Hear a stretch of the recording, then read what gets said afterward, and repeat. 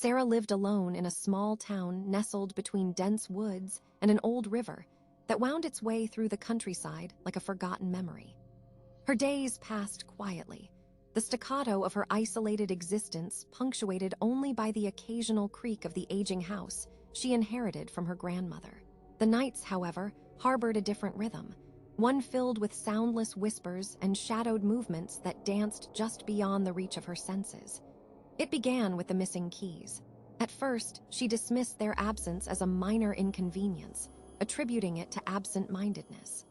But when the television began to flicker on and off of its own accord, images distorted and voices warping into digital screams, the unavoidable reality began to unravel the cocoon of her fabricated comfort.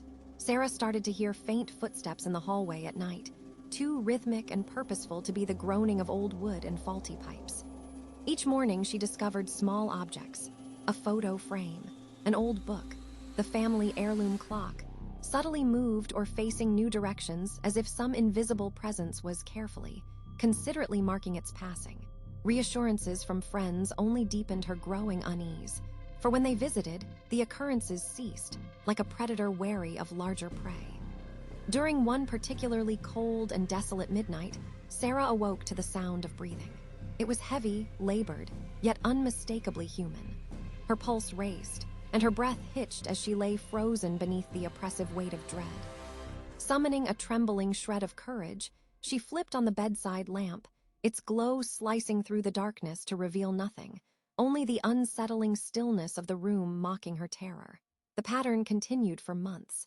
The unshakable sensation of being watched evolved as she caught fleeting reflections of a shadow not her own in the mirrors, more pronounced than any trick of light or figment of imagination. Exhaustion became her constant companion as sleep eluded her. Whatever inhabited her home was an insomniac sentinel. Driven to desperation, Sarah reached out to a local historian who specialized in the town's lore. Rumors of a long-forgotten tragedy surfaced, of an old caretaker left to despair, estranged and forgotten by the living, his grief soaking the very foundation of her ancestral home. Yet no record or memory existed to confirm his presence or departure. The historian warned, sometimes souls linger, caught between realms by echoes of unresolved endings. Each night, Sarah felt its quiet plea for acknowledgement, a solitary spirit craving recognition of its existence.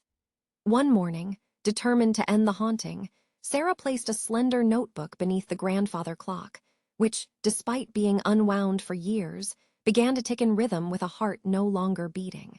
Scribbled on the first page were words she had never written, a simple refrain that clung to her every thought. "Thank you for listening." As mysteriously as it had begun, the disturbances ceased, leaving Sarah in an uneasy peace, unsure whether she had freed or antagonized the companion that refused to be forgotten. But even as the strange calm settled over the house, she avoided the mirrors, unwilling to see the shadow's lingering gaze.